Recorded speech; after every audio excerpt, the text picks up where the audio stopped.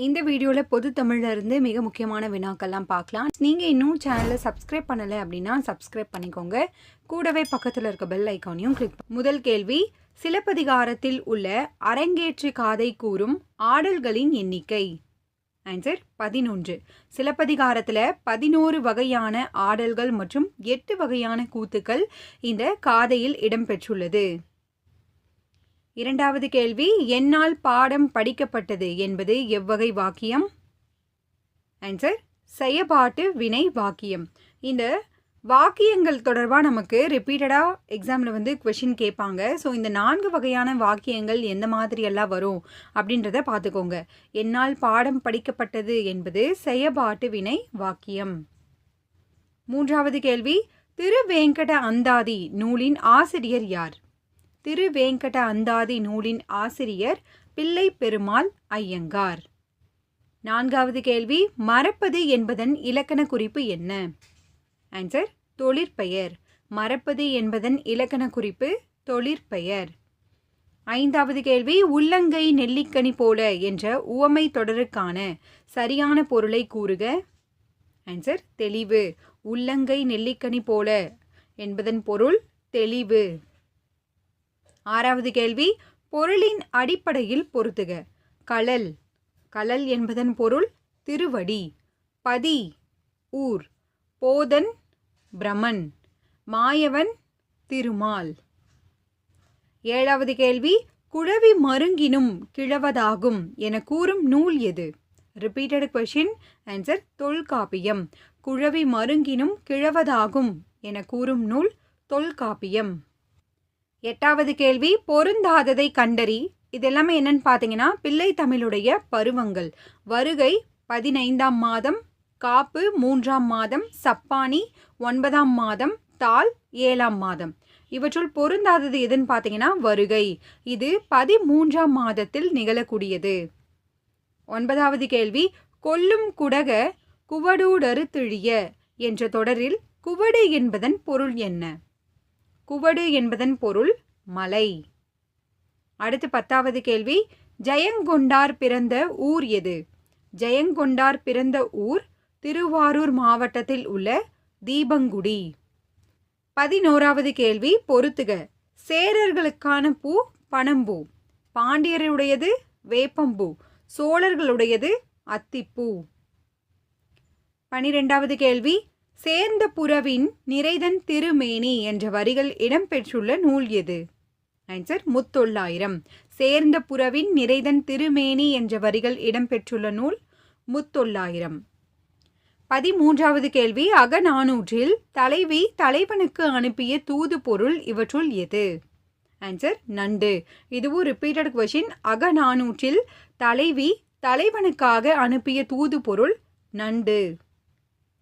14வது கேள்வி, பாடு என கூறியவுடன் பாடுபவர் யார்? பாடு என கூறியவுடன் பாடுபவர் ஆசுகவி. ஆசுகவி, மதுரகவி, சித்திரகவி, வித்தாரகவி என 4 வகை கவியையும் பாடுபவர் எவ்வாறு அழைக்கப்படுகிறார் அப்படின்னு பார்த்தீங்கன்னா பாவலரேறு. 15வது கேள்வி, மூவகை பாவினங்களுள் பொருந்தாதது எது? ஆன்சர் விருப்பம். மூவகை பாவினங்கள் துறை, தாழிசை, விருத்தம்.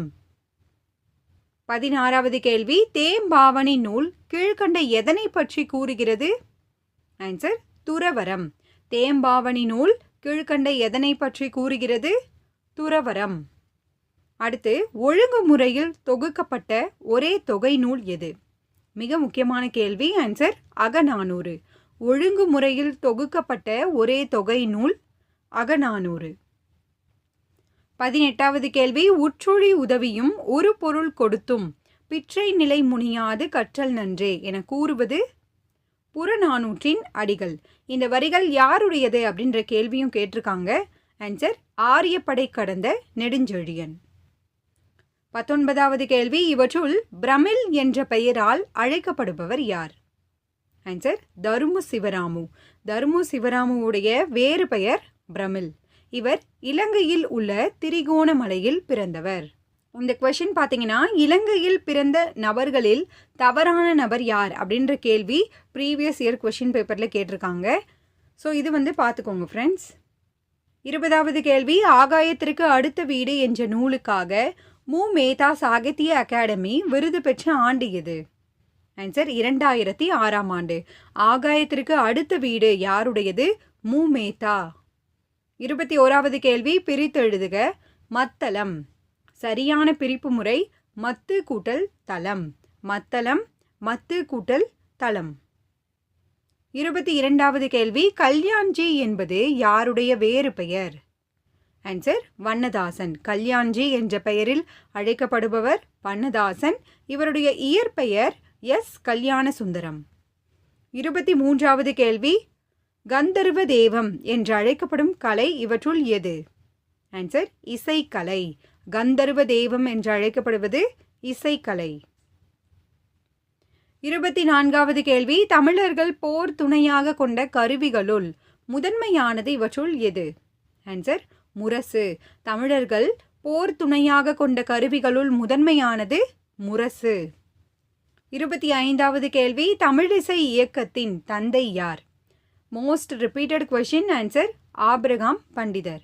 தமிழிசை இயக்கத்தின் தந்தை ஆபிரகாம் பண்டிதர். இவர் தென்காசிக்கு அருகில் உள்ள சாம்பவர் வடகரை என்னும் சிற்றூரில் பிறந்தவர். 26வது கேள்வி விசித்திர சித்தன் என்று அழைக்கப்படும் பல்லவ மன்னன் யார்? ஆன்சர் முதலாம் மகேந்திரவர்மன். விசித்திர சித்தன் என்று அழைக்கப்படுபவர் முதலாம் மகேந்திரவர்மன். இவர் சித்திரக்கார புலி என்றும் அழைக்கப்படுகிறார். இது ரிப்பீட்டட் கொஸ்டின். அடுத்து 27வது கேள்வி சோழ நிலா என்ற நாவலின் ஆசிரியர் யார்? ஆன்சர் மு. மேத்தா. சோழ நிலா என்ற நாவலின் ஆசிரியர் மு. மேத்தா. 28வது கேள்வி யவனர் தந்த வினைமான் நன்கலம் பொன்னோடு வந்து கரியோடு பெயரும் என்ற வரிகள் இடம்பெற்றுள்ள நூல் எது? Most repeated question. Answer Akananuru. யவனர்கள் மிளகை பெறுவதற்காக வந்த செய்தி இது. 29வது கேள்வி முத்தொள்ளாயிரம் எவ்வகை பாவால் இயற்றப்பட்ட நூல்? தேர்வில் அடிக்கடி கேட்கப்பட்ட கேள்வி. ஆன்சர் வெண்பா. முத்தொள்ளாயிரம் வெண்பாவால் இயற்றப்பட்டது. புறத்திருட்டின் வாயிலாக 108 வெண்பாக்களும் பழைய உரை நூல்களில் மேற்கோள்களாக 28 வெண்பாக்களும் கிடைத்துள்ளது.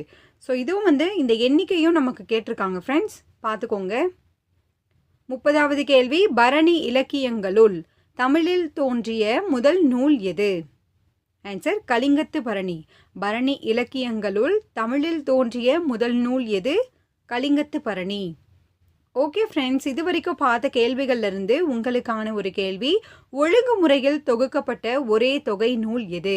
இந்த முக்கியமான கேள்விக்கான பதிலை கீழே கமெண்ட் பண்ணுங்கள்.